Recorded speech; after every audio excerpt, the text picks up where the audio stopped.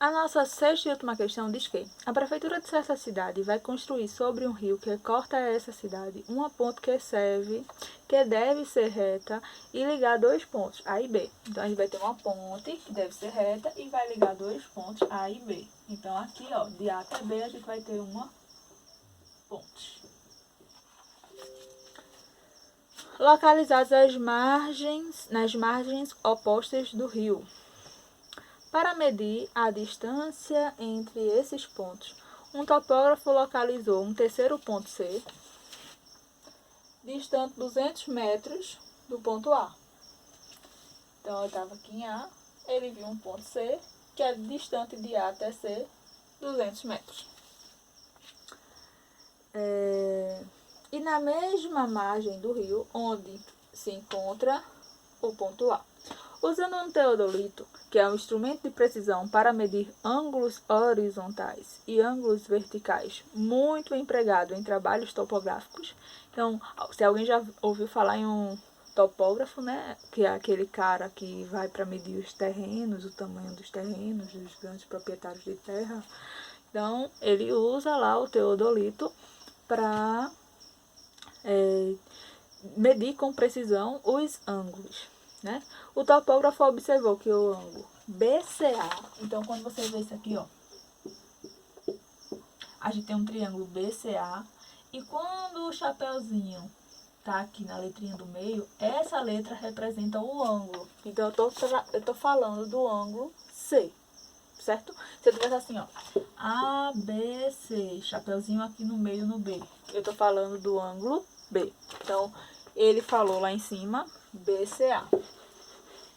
E chapeuzinho no C, então, ele está dizendo que o ângulo BCA e o CAB, chapeuzinho aqui no A, então ele está falando do ângulo de A, são respectivamente, então o primeiro é 30 e o segundo é 105, conforme ilustrado na figura. Então aqui, ó, ângulo C, 30, C, 30 e ângulo A, 105, A, 105.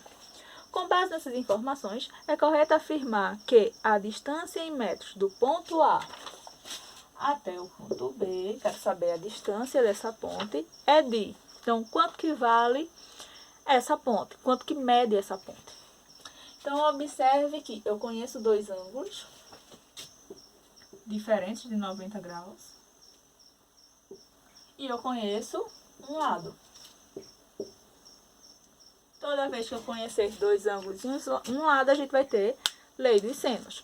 E aí, se eu conheço dois ângulos, eu posso descobrir o terceiro ângulo, porque a soma de todos os ângulos internos, os três, sempre tem que dar 180. Então, esse mais esse tem que dar 180.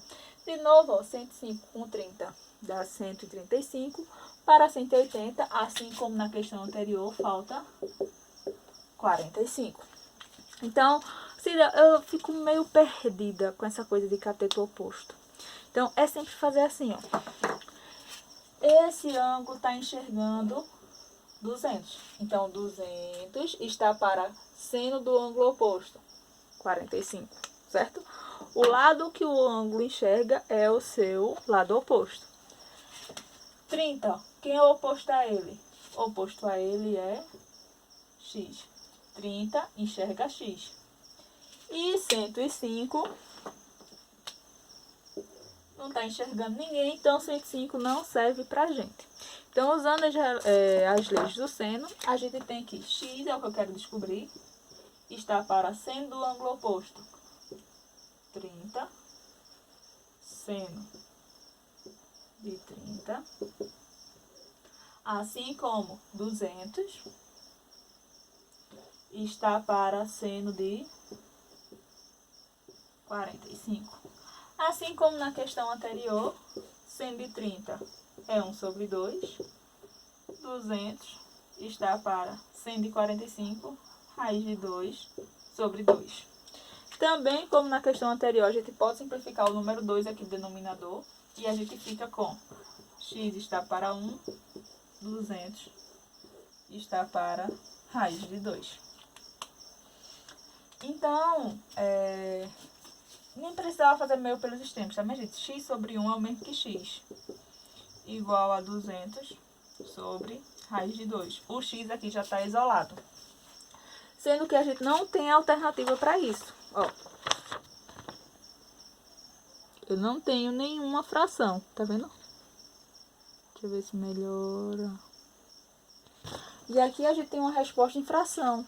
E agora? A gente fez a conta errado? Não. O que eu faço? Eu quero tirar essa raiz aqui de baixo, porque na minha questão não tem raiz embaixo. Tem nada embaixo, não tem nada denominador. Então, eu não sei quem é raiz exata de 2. Mas eu sei raiz de 4, concorda? Raiz de 4, né? 2 vezes 2. Então, lembra que a gente pode dividir em cima e embaixo. Eu também posso multiplicar em cima e embaixo. O que é que eu faço para essa raiz sumir daqui? Eu não sei raiz de 2, mas sei raiz de 4. Então, eu posso multiplicar em cima e embaixo por raiz de 2, raiz de 2. Em cima vai ficar 200, raiz de 2. E embaixo, raiz de 2 vezes raiz de 2, que é o mesmo nas propriedades de radiciação. Quando os índices são iguais, eu posso colocar todo mundo na mesma raiz. Então, 2 vezes 2. Então, aqui em cima eu vou ficar com 200 raiz de 2. E embaixo eu vou ficar com raiz de 2 vezes 2, 4. E raiz de 4 a gente sabe que é 2. Então, eu vou ficar com 200 raiz de 2 sobre 2. De novo, a gente ficou com o número 2 aqui embaixo. Mas agora, observe que eu posso pegar o 200 e dividir pelo número 2. Eu posso simplificar em cima e embaixo por 2. 200 dividido por 2 vai ficar 100 vezes raiz de 2. E 2 dividido por 2 é 1. Nem preciso colocar 1, que ele é insignificante na multiplicação e na divisão. Então, a gente fica com 100 raiz de 2. E agora, 100 raiz de 2 a gente tem como resposta, ó, que seria a nossa letra D.